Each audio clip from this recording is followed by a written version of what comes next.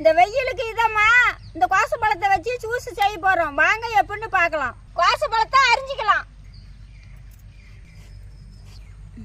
மத்த வச்சு நல்லா கடைஞ்சிக்கலாம்.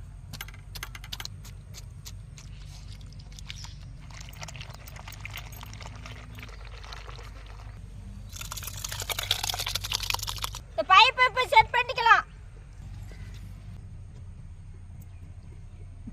ஜூஸை வடிகட்டிக்கலாம்.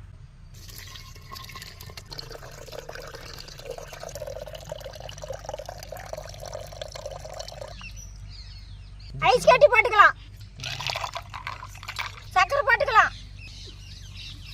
சக்கரை கரையறதுக்கு ஒரு சிலிப்பிக்கலாம்.